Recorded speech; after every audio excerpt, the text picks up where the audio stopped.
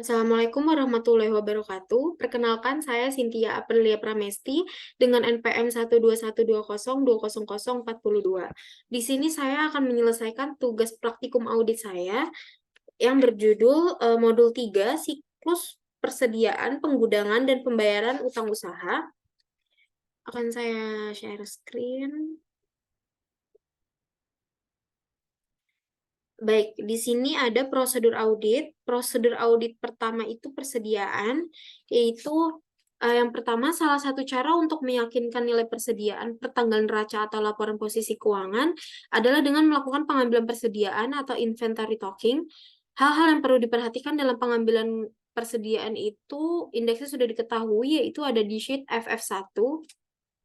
Lalu di poin pertama ada pelajari instruksi perhitungan persediaan perusahaan dan nilai kelayakannya. Itu ada di halaman 23 buku 1 dan indeksnya sudah diketahui. Lalu yang kedua, minta daftar posisi persediaan yang mencakup nama barang, lokasi, kuantitas, dan harga per tanggal pengambilan persediaan. Itu ada di halaman 89 buku 1 dan sudah diketahui indeksnya. Yang ketiga, sebelum kegiatan perhitungan dilakukan, periksa ketelitian pelaksanaan prosedur pisah batas atau cut-off untuk penerimaan dan pengiriman barang dengan mencatat nomor terakhir dari laporan penerimaan barang, surat jalan, dan faktur penjualan. Itu indeksnya sudah diketahui, ada di halaman 91 daftar rincian persediaan.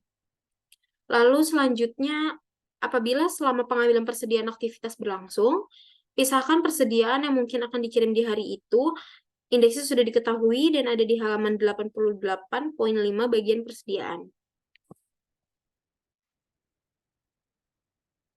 Lalu yang selanjutnya, lakukan observasi atas kegiatan perhitungan di seluruh gudang, perhitungan yang dapat dilakukan secara sampling, terutama untuk barang pokok atau material yang mahal. Ada di halaman 90 buku 1.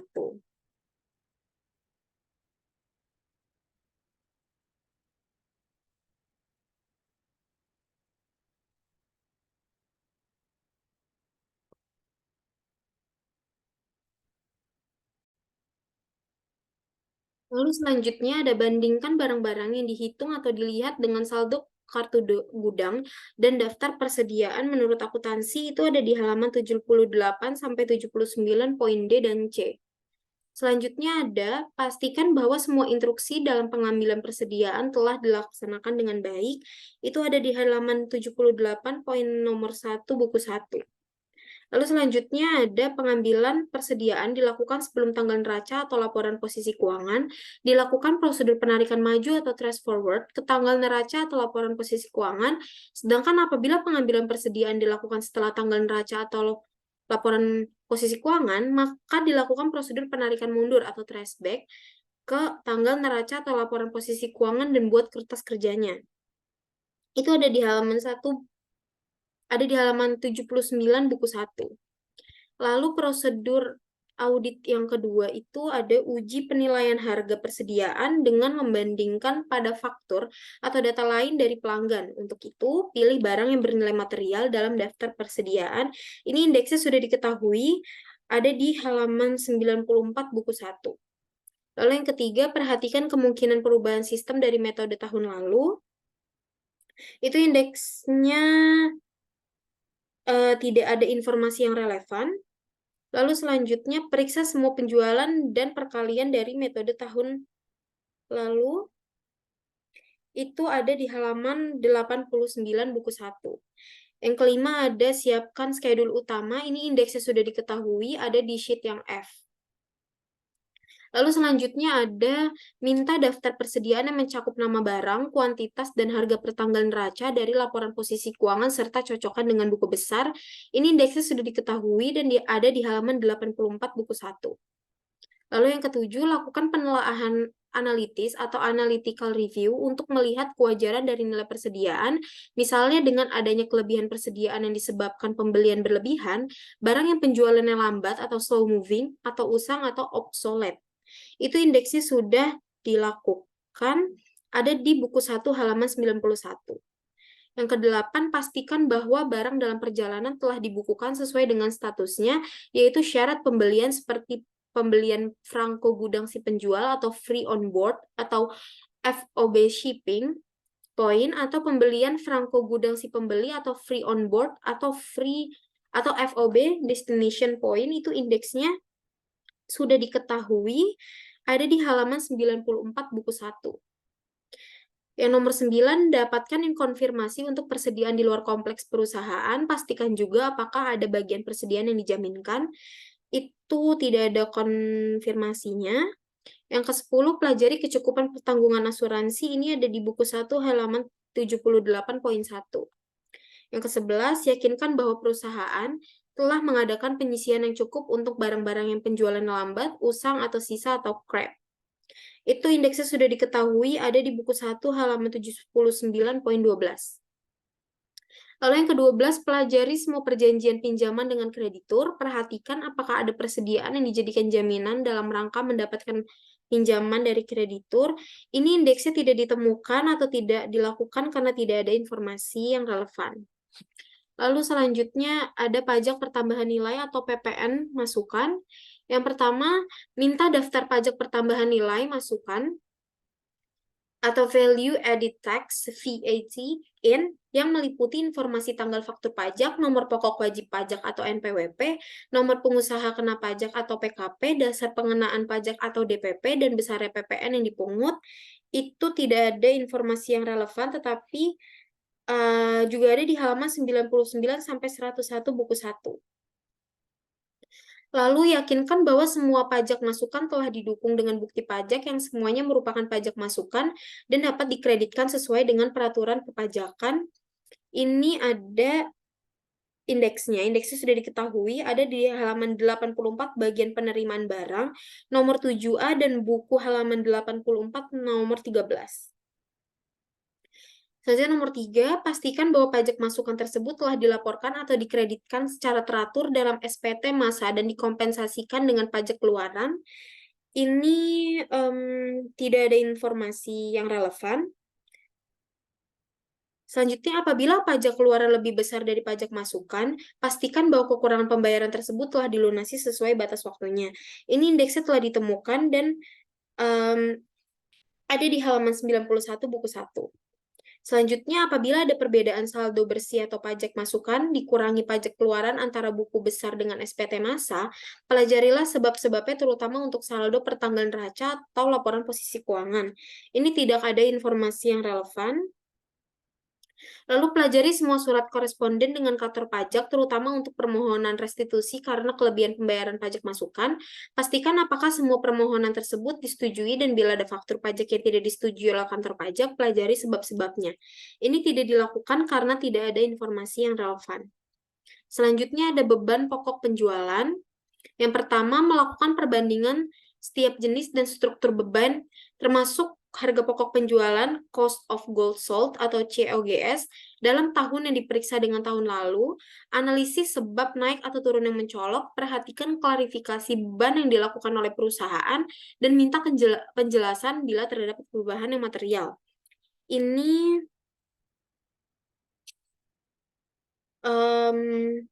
indeksnya setelah diketahui ada di halaman 88 bagian beban pokok penjualan buku 1. Lalu yang kedua, hitung rasio dari COGS dan bandingkan dengan tahun lalu serta tulis kesimpulannya. Ini tidak ada informasi yang relevan. Yang ketiga, yakinkan bahwa harga pokok produksi cost of good manufactured atau COGM dicatat berdasarkan perhitungan yang didukung bukti-bukti. Ini indeksnya diketahui di halaman 88. Lalu selanjutnya ada pemeriksaan pembelian, yaitu bandingkan pembelian tahun berjalan dengan tahun lalu serta dapatkan penjelasan bila terdapat perbedaan yang material. Ini indeksnya tidak dapat diketahui karena tidak terdapat informasi yang relevan. Lalu selanjutnya lakukan pemeriksaan kebijakan dan prosedur pembelian dan retur pembelian. Akankah ada penyimpangan atau compliance test? Ini juga belum dilakukan karena tidak ada informasi yang relevan. Lalu yang selanjutnya dilakukan pemeriksaan terhadap pembelian dari pihak yang mempunyai hubungan istimewa atau afiliasi, terutama untuk penetapan harga beli dan jumlah transaksi selama setahun berjalan. Ini juga tidak ada informasi yang relevan. Lalu selanjutnya, lakukan pemeriksaan atas pembelian secara acak atau random pada tahun berjalan dengan memperhatikan faktor pembelian baik jumlah, harga, syarat pembelian, dan pencocokkan pada pesanan pembelian atau purchase order, dan laporan penerimaan barang atau receiving report. Lalu sedangkan untuk retur pembelian, perhatikan memo debit baik jumlah maupun harga dengan mencocokkan pada pesanan pembelian, laporan penerimaan barang, dan faktor pembelian. Ini indeksnya sudah diketahui, ada di halaman 92 sampai 94 dan 83.2. Yang kedelapan, periksa kebenaran perhitungan matematis pada faktur pembelian dan memo debit. Ini ada di halaman 88 poin 11 dan 12. Indeksnya sudah diketahui. Lalu yang kesembilan, periksa kebenaran PPN masukan atas pembelian barang atau jasa kena pajak. Ini indeksnya sudah diketahui, ada di halaman 83 bagian order pembelian dan poin 6A dan 81 bagian faktur pembelian. Lalu yang ke-10, lakukan pisah batas atas pembelian dan retur pembelian selama 7 hari sebelum dan setelah tanggal neraca laporan posisi keuangan yang yakinkan bahwa transaksi telah dicatat pada periode yang tepat. Poin yang pertama, catat nomor dan tanggal dari laporan penerimaan barang dan bandingkan dengan yang tercatat pada buku pembelian. Poin kedua, catat nomor dan tanggal dari laporan penerimaan barang, retur, dan bandingkan dengan yang tercantum pada buku retur pembelian. Ini indeksnya telah diketahui, ada di halaman 79. Lalu yang ke-11, apabila pembelian telah dicatat untuk barang yang masih berada pada gudang penjual, maka periksa kontrak pembeliannya. Ini tidak ada informasi yang relevan. Lalu yang ke-12, buat kesimpulan dan komentar hasil pemeriksaan. Ini indeksnya telah ditemukan ada di sheet F. Lalu yang selanjutnya ada utang usaha. Yang pertama, minta daftar utang usaha, periksa saldo masing-masing kreditur ke buku utang, lakukan rekonsiliasi dengan saldo buku utang. Ini indeksnya telah diketahui, ada di halaman 86 dan buku 1 halaman 92 sampai 93. Lalu yang kedua, tentukan saldo yang akan dikonfirmasi dan dikirimkan surat konfirmasi kepada kreditur. Ini ada di kertas kerja MM1. Lalu yang ketiga, catat utang bersaldo debit, periksa penyebabnya dan teliti sejak kapan terjadinya, serta dilakukan konfirmasi atas saldo tersebut. Ini tidak ada informasi yang relevan. Lalu yang keempat, pisahkan antara utang pada perusahaan afiliasi, utang kepada direksi pemegang saham, utang untuk pembayaran pembelian aset tetap dan lain-lain. Ini juga tidak ada informasi yang relevan. Yang kelima, minta daftar mutasi penjual sebagai pelengkap atau pengganti surat konfirmasi saldo akhir dalam keadaan sebagai berikut. Yang pertama, terdapat pemasok penting yang saldonya tidak diketahui per tanggal neraca konfirmasi. Yang kedua, bila saldo akhir akun utang digunakan. Yang ketiga, bila pengendalian internal atau internal control atas pembelian dianggap terlalu lemah, itu tidak ada informasi yang relevan. Lalu yang selanjutnya, teliti setiap selisih yang ada antara balasan surat konfirmasi dengan saldo menurut buku utang, itu ada di kertas kerja MM1. Yang ketujuh, bila konfirmasi tidak dijawab, maka lakukan alternatif prosedur dengan memeriksa faktur atau daftar mutasi, laporan dari pemasok, serta melakukan uji terhadap pembayaran setelah tanggal neraca atau laporan posisi keuangan. Ini ada di buku 1 halaman 86 dan indeksnya sudah diketahui. Yang selanjutnya, bila konfirmasi dilakukan atas saldo sebelum tanggal neraca atau laporan posisi keuangan agar mendapatkan keyakinan tentang kebenaran saldo utang usaha pada neraca laporan posisi keuangan, maka perlu dilakukan prosedur tambahan seperti yang pertama, minta daftar utang per tanggal neraca atau laporan posisi keuangan, periksa penjumlahan dan cocokkan jumlahnya dengan saldo menurut akun kontrol ke buku besar. Yang kedua, periksa terhadap saldo yang benar dan tidak ada lazim atau bersaldo debit. Yang ketiga, periksa akun kontrol pada buku besar atas transaksi yang terjadi antara tanggal yang saldonya dikonfirmasi dengan tanggal neraca atau laporan posisi keuangan dan periksa transaksi yang tidak lazim. itu indeksnya telah diketahui dan ada di buku 1 halaman 94. Kesembilan, periksa persoalan apa yang belum terselesaikan dan selidiki mengapa sampai terjadi persoalan tersebut. Itu tidak terdapat informasi yang relevan. Lalu nomor 10, telah dilakukan tes subsequent payment dan uji pisah batas tes cut-off untuk pisah batas tanggal neraca atau laporan posisi keuangan. Ini ada di indeks PL2.1. Lalu yang terakhir, buat kertas kerja dan kesimpulan hasil pemeriksaan. Ini ada di sheet MM1. Baik, untuk prosedur audit yang persediaan, PPN masukan, beban pokok penjualan, pemeriksaan pembelian, dan utang usaha sudah selesai dilakukan. Lalu selanjutnya kita akan beralih ke sheet yang PL2.1. Di sini ada order pembelian per tanggal yang sudah ada di sini. Di sini itu ada nomornya, nama pelanggan, ada jumlahnya, dan tanggal pencatatan. Untuk tanggal pencatatan ini tidak diisi karena PT Sugus menetapkan untuk pengiriman barang itu menggunakan FOB destination, di mana PT Sugus baru mesen barang dari PT Delta, dan PT Sugus itu belum menerima barang, jadi tanggal pencatatan ini tidak bisa diisi sebelum barangnya diterima oleh PT Sugus. Seperti itu. Di sini untuk PT Delta dengan jumlahnya itu 20 juta, PT Elang 30 juta, PT Fitrat 40 juta, PT Gaya 50 juta, PT Hero 60 juta, PT Indah 70 juta, PT Berkat 25 juta, PT Indah 30 juta, PT Hero 42 juta, PT Andalas 35 juta, dan PT Elang itu 20 juta. Ini bisa dilihat di halaman 94.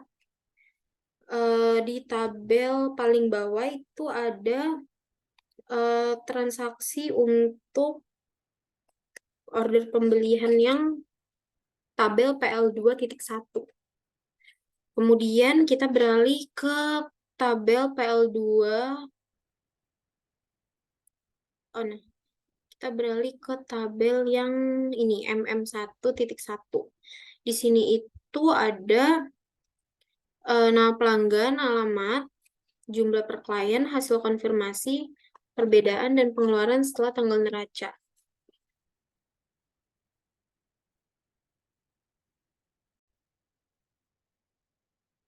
Yang ini, schedule yang ini tuh masuk ke dalam daftar konfirmasi dan pengeluaran setelah tanggal neraca. Untuk hasil konfirmasi ini dapat dilihat di halaman 11, yaitu hasil jawaban konfirmasi. Di sini itu ada CB, RD, dan NR. CB itu confirming balance, artinya jawaban konfirmasi yang cocok. Untuk RD itu reporting difference atau jawaban konfirmasi yang tidak cocok. Dan untuk yang NR atau no replies itu tidak ada jawaban. Di sini bisa kita cek satu-satu ya. Di PT Andalas itu hasil konfirmasinya itu CB atau cocok ya.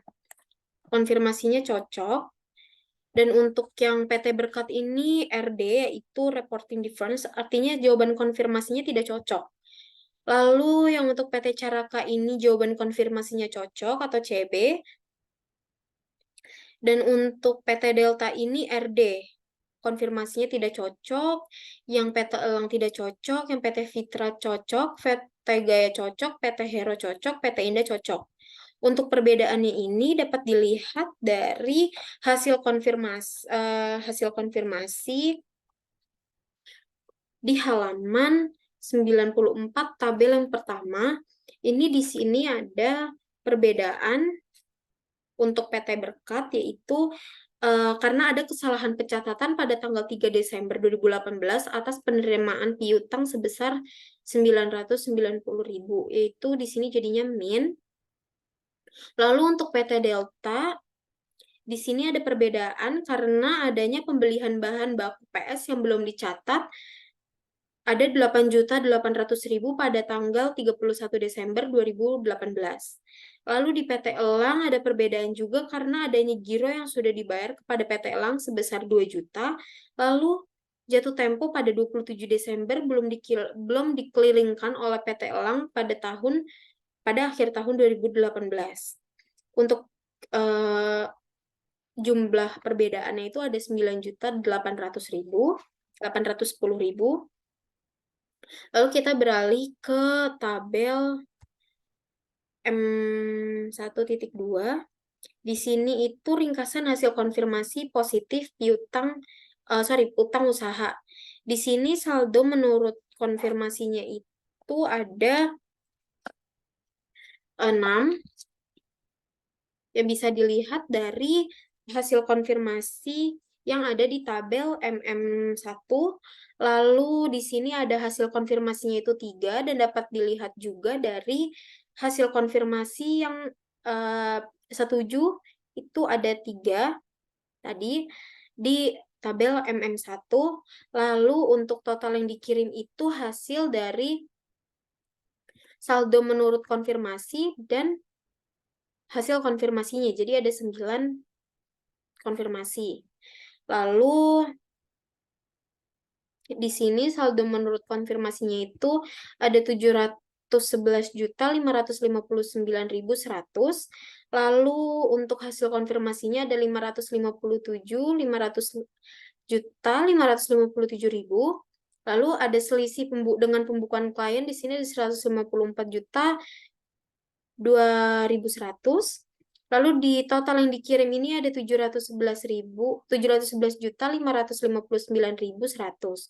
Lalu untuk total utang usahanya di sini ada 1.269.116.100.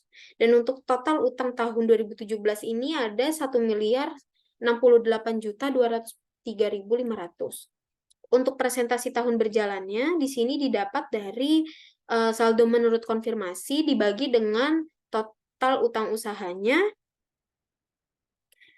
berarti 711.559.100 dibagi 1.269.116.100, yaitu 56%. Untuk hasil konfirmasi itu didapat dari hasil konfirmasi dibagi dengan total utang usaha.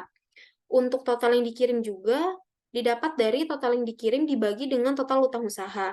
Untuk presentasi tahun lalu, saldo menurut konfirmasi dibagi dengan total utang usaha, lalu hasil konfirmasi juga didapat dari hasil konfirmasi dibagi dengan total utang usaha. Lalu untuk selisih dengan pembukuan klien juga sama.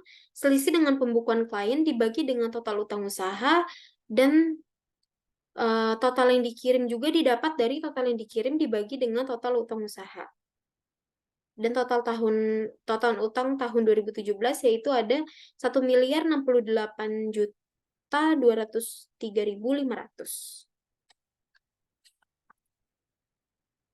Lalu kita beralih ke di sini ada tabel M1.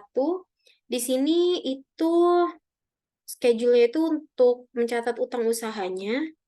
Di PT Andalas itu per auditnya ada 205.559.100, PT Berkat 502.557.000. Di PT Caraka ada 260 juta. Di PT Delta itu per kliennya itu ada 22 juta.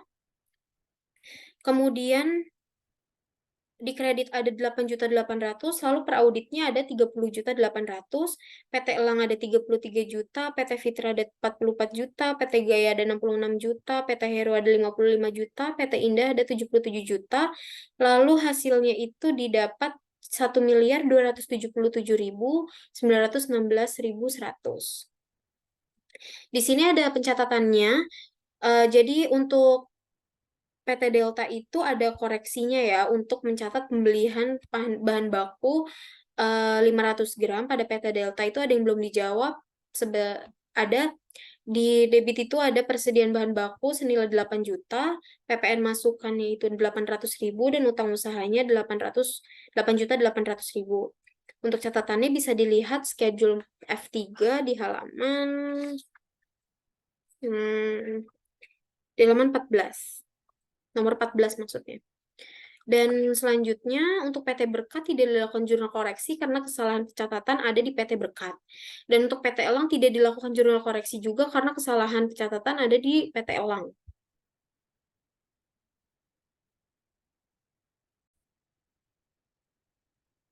Lalu di sini ada tabel untuk uji transaksi pembelian. Di sini ada order pembelian per tanggal 29. Di sini ada PT Delta, Elang, PT Fitra, PT Gaya, PT Hero, PT Indah sebesar 22 juta, 33 juta, 44 juta, 55 juta, 66 juta, 77 juta.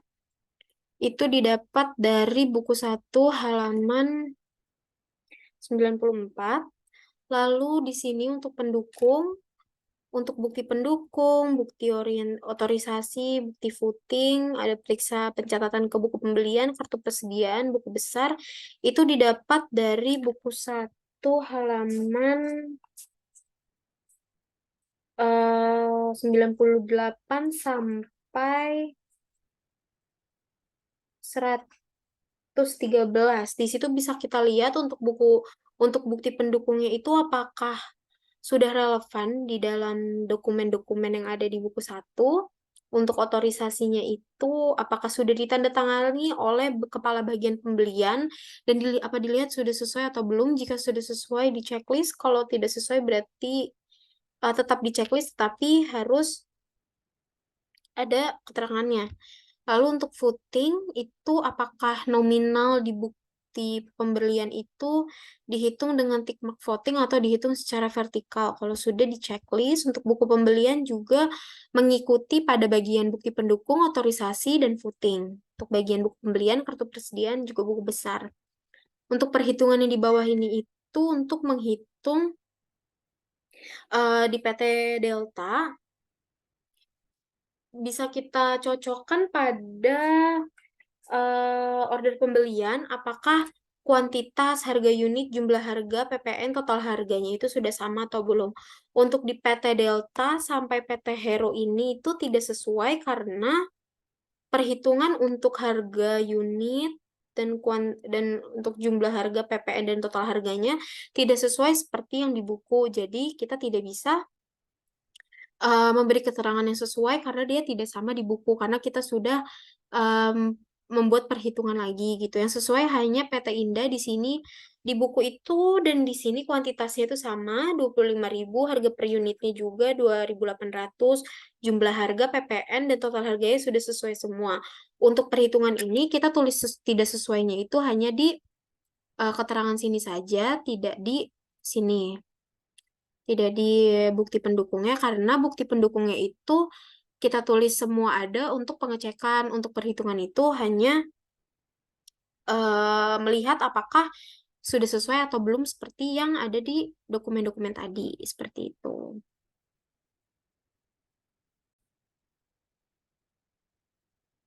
Untuk selanjutnya di sini ada schedule perhitungan fisik persediaan. Di sini bisa kita lihat di buku 1 halaman 90. Ini ada hasil perhitungan fisik persediaan PT Subus yaitu bisa kita lihat di sini ada perbedaan dalam kuantitas kartu persediaan yang fisik dan perbedaan yang kartu ya. Perbedaannya di sini juga terlihat, di sini juga ada keterangannya.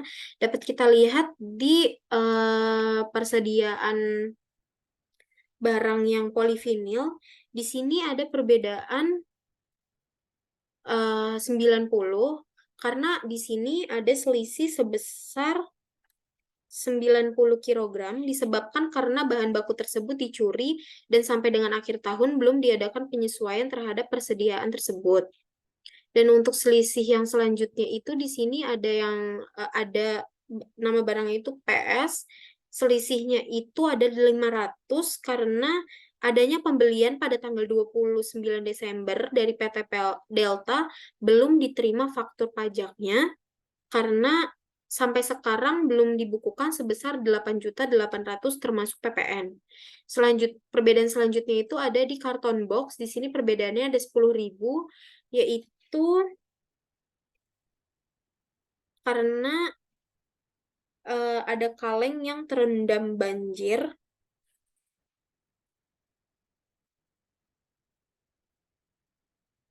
dan sudah tidak dipakai lagi. Lalu di sini ada Rukovin SP500. Di sini ada selisih sebanyak 2.000 kilogram karena barang konsinyasi di PT Unicorn. Tuh.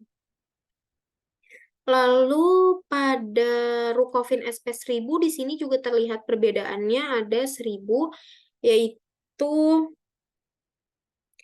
karena diberikan sebagai sampel promosi dengan gratis untuk pembeli di Hainan dan bagian akuntansi belum membukukan hal tersebut. Jadi di sini ada perbedaannya 1.000, 2.000, 10.000, 500, dan 90.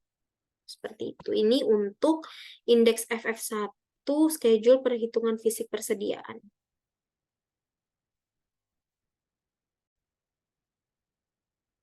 Untuk selanjutnya itu ada di indeks F4. Di sini bisa kita lihat untuk ada drum warna, drum polos, karton box. Di sini ada perbedaan di kreditnya itu 11 juta. Kan di drum warna itu per auditnya itu 45 juta, drum polosnya 24 juta, karton boxnya itu per kliennya 68.838.000. Di kredit ada 11 juta, per auditnya itu menjadi 57.838.000. Untuk klaimnya itu 5.600. Dan untuk per auditnya itu jumlahnya menjadi 126.843.000. Di sini bisa dilihat untuk koreksi karton boxnya itu karena bisa kita lihat pada halaman 91 di sini untuk bahan pembantu karton box selisih sebanyak 10.000 pieces yang terendam banjir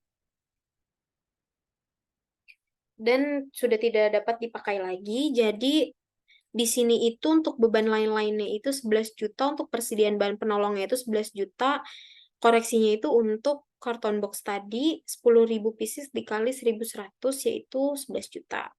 Seperti itu. Itu untuk schedule persediaan bahan penolong. Selanjutnya untuk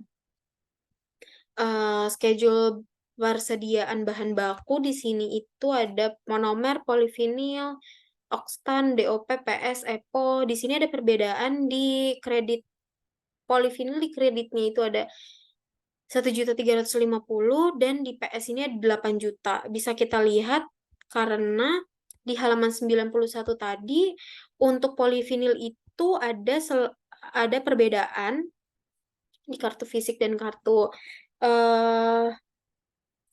persediaannya, yaitu polivinil itu selisih sebanyak 90 kg karena dicuri. Sampai akhir tahun belum diadakan penyesuaian lagi terhadap barang persediaan tersebut. Jadi karena bahan baku polivinil ini dicuri 90 kilo, berarti kita harus buat penyesuaian. Di sini ada beban lain-lain sebanyak 1.350.000, persediaan bahan baku sebanyak 1.350.000 itu didapat dari 90 kg dikali 15.000.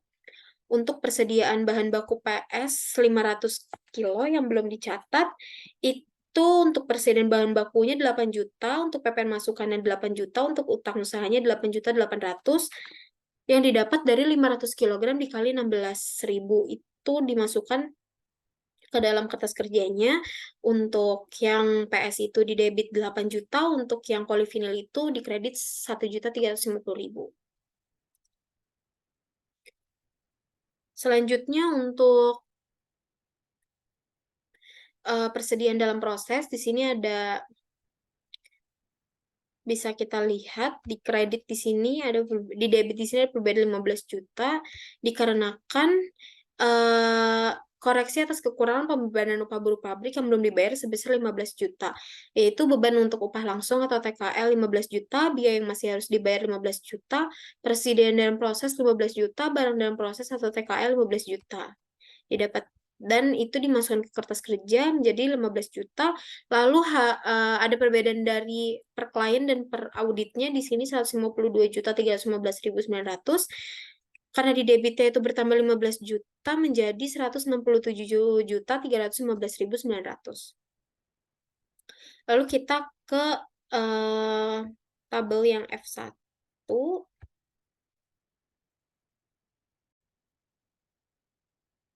Ini bisa kita lihat ada penambahan 15.910 di debit dan ada pengurangan juga di sini di kredit di Rukofin SP 1000.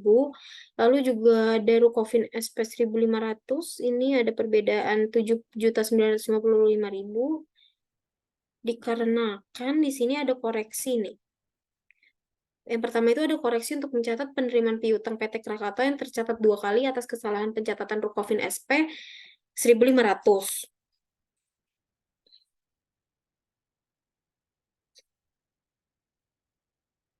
Di sini bisa kita lihat persediaan barang jadinya itu bertambah menjadi 7.955.000. Harga pokok penjualannya itu 7.955.000 didapat dari 500 kg dikali 15.910. Untuk koreksi pembatalan pengiriman ke PT Gudang karena ditutup, tapi udah diterima 3 Januari 2019 atas persediaan Rukofin 1000. Itu untuk persediaan barang jadinya menjadi 15.910.000.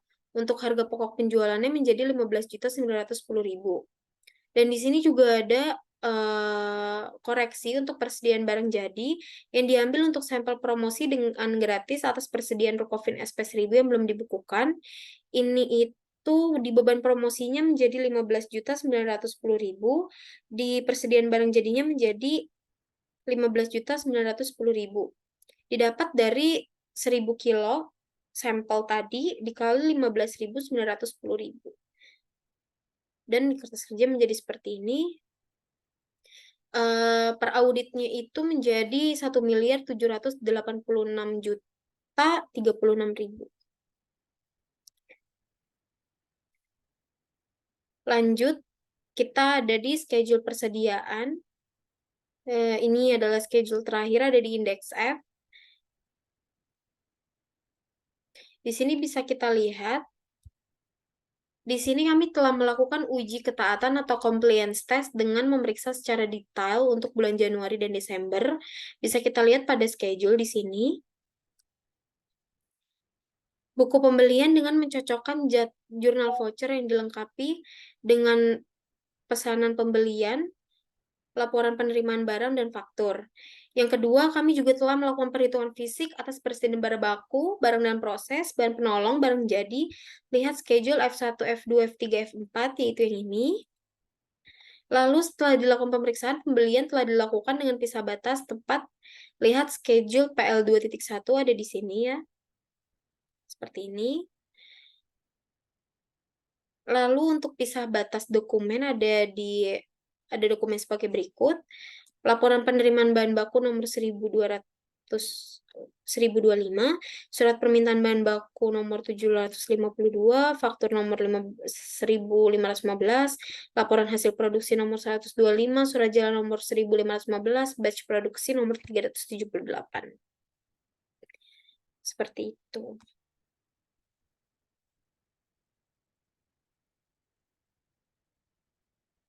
Mungkin ini saja yang dapat saya sampaikan. Kurang lebihnya mohon maaf. Wassalamualaikum warahmatullahi wabarakatuh.